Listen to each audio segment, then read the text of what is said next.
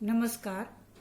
ભાગીદારની નિવૃત્તિ કે મૃત્યુના પ્રકરણમાં આપણે ઉદાહરણ 27માં છેલ્લા ઉદાહરણમાં આવીએ.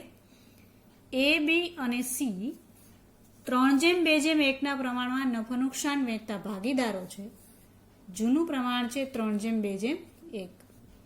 તારીખ 31/3/2016ના રોજ તેમની પેઢીનું પાકું સર્વે નીચે મુજબ હતું. આપણને પાકું સર્વે આપેલું છે, ઉપરાંત હવાલાઓ આપેલા છે. તારીખ 30મી જૂન 2016ના રોજ બીનું મૃત્યુ થયું. બી મૃત્યુ પામે છે 30 જૂન 2016. ભાગીદારી કરાર મુજબ બીના વહીવટકર્તાને નીચે મુજબની રકમ ચૂકવવા પાત્ર છે. તેમની મૂડી પર 10% લેખે વ્યાજ આપવું. મૂડી પર વ્યાજ આપવાનું છે 10%. બીનું મૃત્યુ થાય છે, એની મૂડી છે 90,000, એના 10% વ્યાજ પણ ચૂકવવાનું છે. સામાન્ય અનામતમાં ભાગ આપવાનો છે, સામાન્ય અનામતમાં ભાગ થશે. તેની લોન અને તેના પર બાકી વ્યાજ, આ બીની લોન છે. લોનના વ્યાજ અંગે કાંઈ ઉલ્લેખ ના હોય તો 6% વ્યાજ પણ આપવાનું થશે. પેઢીની પાઘડીનું મૂલ્યાંકન 30,000 નક્કી થયું તો પાઘડીમાં ભાગ આપવાનો થશે, એટલે પાઘડીમાં ભાગ. વર્ષની શરૂઆતથી મૃત્યુની તારીખ સુધી પેઢીના નફામાં ભાગ ગયા વર્ષના વેચાણ અને નફાને આધારે આપવો. 1516નું વેચાણ 12 લાખ હતું અને પ્રથમ 3 માસનું ચાલુ વર્ષનું વેચાણ 4,50,000 છે.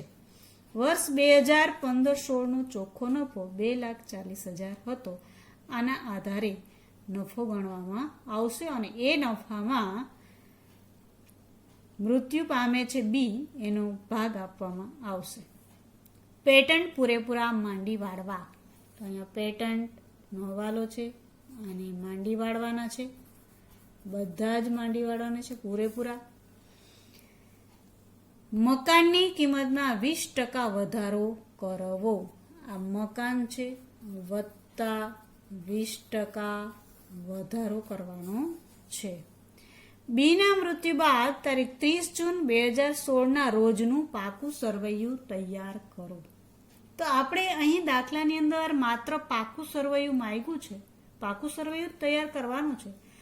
પરંતુ એની આગળ તમે જોશો તો પુનઃ મૂલ્યાંકનને લગતા હવાલાઓ છે પેટન્ટના અને મકાનના, એટલે પુનઃ મૂલ્યાંકન ખાતું બનાવવું પડે. એ ઉપરાંત મૂડી ખાતા પણ બનાવવા પડે.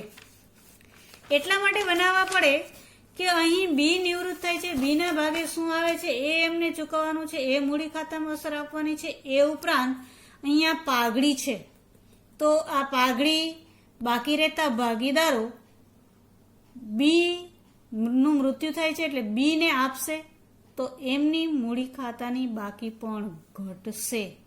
એટલે આપણે અહીં ખાતા બનાવવાના છે. પુનઃ મૂલ્યાંકન ખાતું, ભાગીદારોના મૂડી ખાતા અને પાકું સરવૈયું. તો આપણે દાખલાની શરૂઆત કરીએ. સૌપ્રથમ મૂડી ખાતાની જમા બાજુ બાકી આગળ લાવ્યા.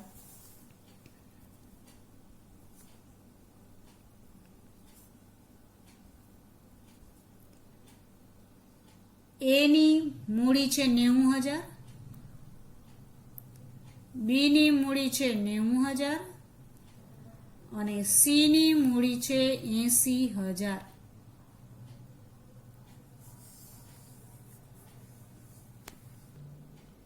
ત્યારબાદ મૂડી દેવા બાજુ આવશું. આપણે મૂડી લખી નાખી. લેણદારોમાં કોઈ ફેરફાર નથી. 10,000ના પાકા સરવૈયામાં મૂડી દેવા બાજુ લેણદારો 10,000. ભાગીદારોની લોન, એની લોન છે 12,000, એ મૂડી દેવા બાજુ એમને લખવામાં આવશે.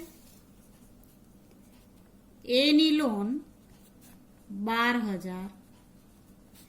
જ્યારે બીની લોન છે 20,000, એ બીના મૂડી ખાતે જમા કરવામાં આવશે. બી ના મૂડી ખાતાની જમા બાજુ લખવામાં આવશે બી ની લોન. બી ના મૂડી ખાતાની જમા બાજુ જે લોન છે 20,000ની. હવે સાથે સાથે આપણે લોનનો વ્યાજ પણ ગણી લઈએ. તો અહીં 20,000ની લોન છે.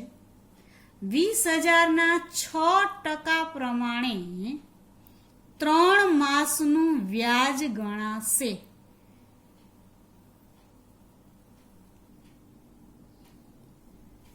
બીની લોનનું વ્યાજ. બીની લોનનું વ્યાજ જે અહીંયા આપણે લોન પર વ્યાજ અંગે ટકાવારી નથી આપી એટલે 20,000ના 6% લેખે 3 માસનું વ્યાજ 300 રૂપિયા થશે. ત્યારબાદ મૂડી દેવા બાજુ આવીએ આપણે. સામાન્ય અનામત 18,000 આપેલું છે. ત્રણેય ભાગીદારો વચ્ચે વહેંચી દેવામાં આવશે. સામાન્ય અનામત જૂનું પ્રમાણ છે 3:2:1 એટલે આવશે 9,000, 6,000, 3,000. ત્યારબાદ આપણે મૂડી લખી નાખી. બી ને 10% વ્યાજ આપવાનું છે. 90,000ના 10% લેખે 3 માસનું વ્યાજ ગણાશે. 90,000ના 10% લેખે 3 માસનું વ્યાજ એટલે 2,250 થશે. મૂડી પર વ્યાજ. અત્યારે માત્ર બીનું જ ગણવાનું છે. ખાસ ધ્યાન રાખજો, બીનું મૃત્યુ થયું છે એટલે બીનું જ મૂડી પર વ્યાજ ગણવાનું થાય છે. આગળ જઈએ આપણે. મિલકત લેણા બાજુ આવશું. પાઘડી છે 30,000. ત્રણેય ભાગીદારો વચ્ચે માંડવાળ કરવાની થશે. મૂડી ખાતાની ઉધાર બાજુ પાઘડી ખાતે કુલ પાઘડીની રકમ 30,000 છે. 3:2:1 વચ્ચે ફાળવતા 15,000, 10,000 અને 5,000 ભાગીદારોના મૂડી ખાતે ઉધાર બાજુ લખી અને માંડવાળ કરવામાં આવશે. પેટન્ટ માંડી વાળવા 25,000ના છે જે પુનઃ મૂલ્યાંકન ખાતાની ઉધાર બાજુ લખાશે. પુનઃ મૂલ્યાંકન ખાતાની ઉધાર બાજુ પેટન્ટ ખાતે 25,000 બધા જ માંડી વાળવાના છે. મકાનમાં 20% વધારો કરવાનો છે. 80,000ના 20% એટલે 16,000 થાય. ફાયદો થયો. પુનઃ મૂલ્યાંકન ખાતે જમા કરવામાં આવશે. મકાન ખાતે પુનઃ મૂલ્યાંકન ખાતાની જમા બાજુ 16,000 લખાશે. ત્યારે પાકા સરવૈયામાં મકાન 80,000 વત્તા વધારો 16,000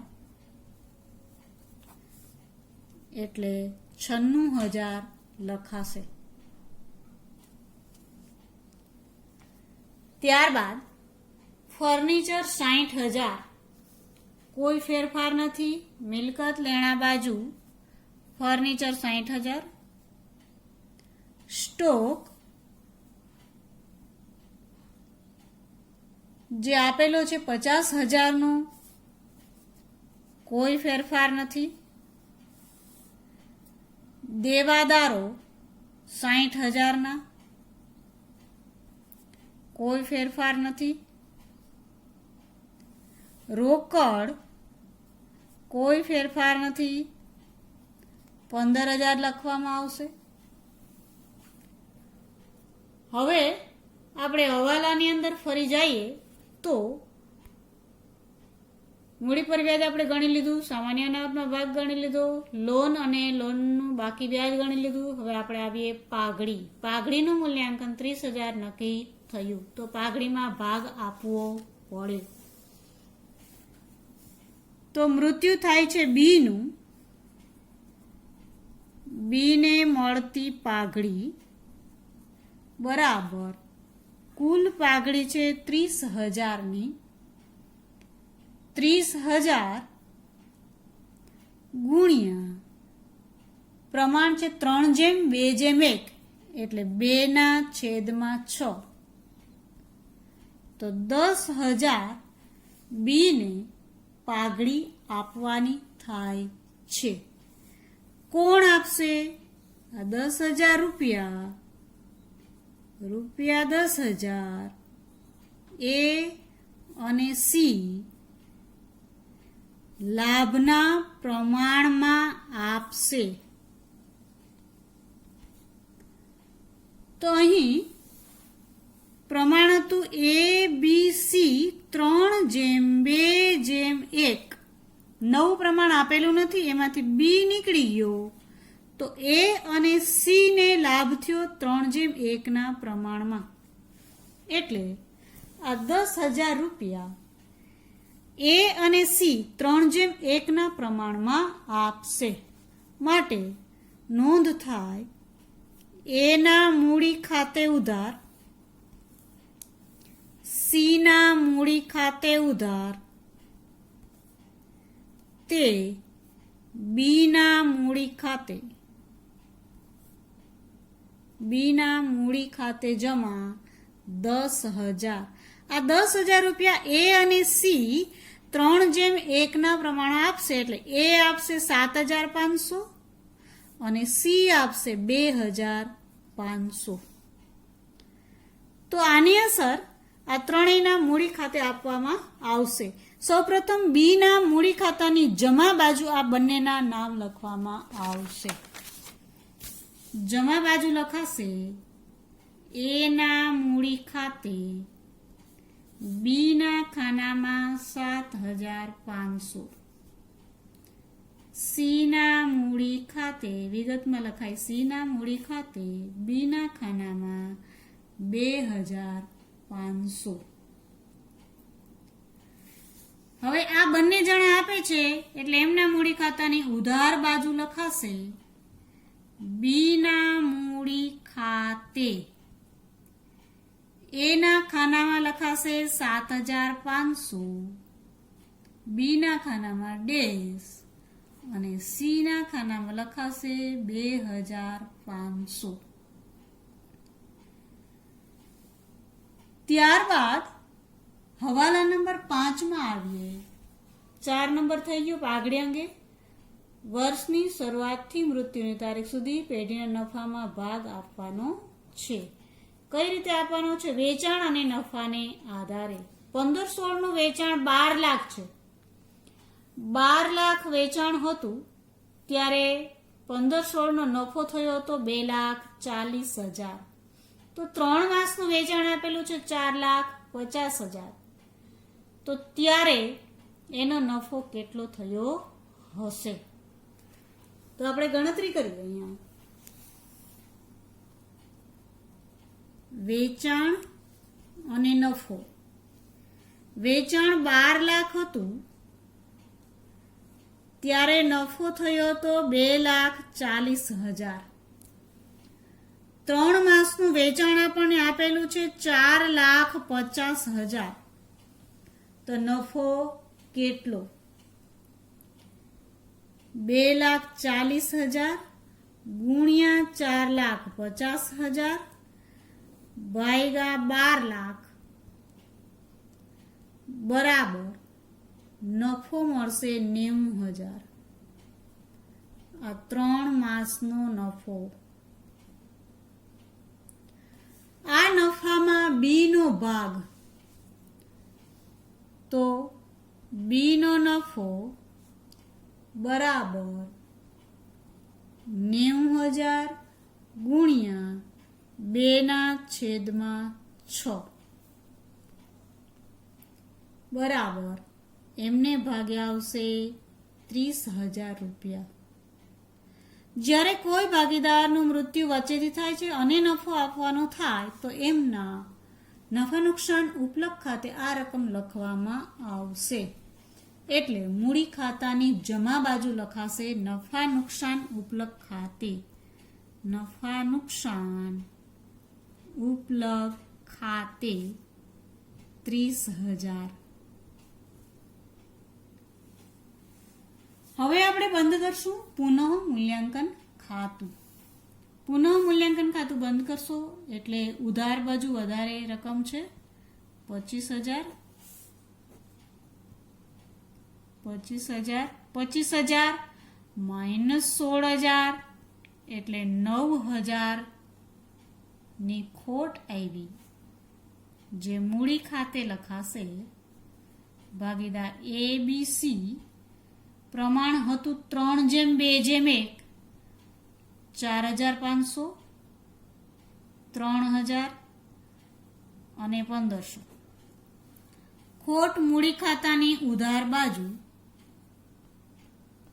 પુનઃ મૂલ્યાંકન ખાતે 4,500, 3,000 અને 1,500 લખવામાં આવશે.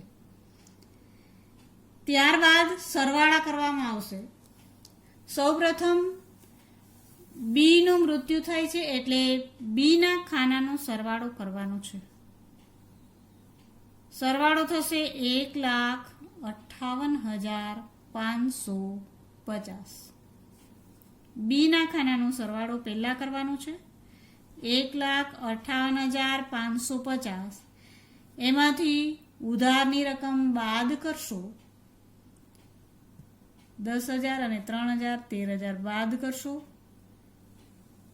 એટલે રકમ આવશે 1,45,550, જે એમના વહીવટકર્તા ખાતે લખાશે. એટલે લખાશે બી ના વહીવટકર્તા ખાતે. આ રકમ અત્યારે કાંઈ ચૂકવતા નથી એટલે મૂડી દેવા બાજુ લખવામાં આવશે. પાકા સરવાળામાં મૂડી દેવા બાજુ લખાશે બી ના વહીવટકર્તા ખાતે 1,45,550. ત્યારબાદ એ અને સી ના ખાતાની બાકી કાઢવામાં આવશે. એ ના ખાતાનો સરવાળો જમા બાજુનો 99,000, સી ના મૂડી ખાતાનો જમા બાજુનો સરવાળો 83,000, અહીંયા 99,000, સી ના સરવાળો 83,000. ઉધાર બાજુ બાકી આગળ લઈ ગયા 99,000 માઇનસ ઉધારની રકમો બાદ કરશો એટલે આવશે 72,000. બી માં ડેશ, જ્યારે સીની બાકી આવશે 74,000. આ બંને બાકીઓ પાકા સરવૈયામાં મૂડી દેવા બાજુ મૂડી તરીકે લખાશે. મૂડી અથવા તો મૂડી ખાતા એ અને સી. એની મૂડી 72,000, બી ની મૂડી 74,000, સરવાળો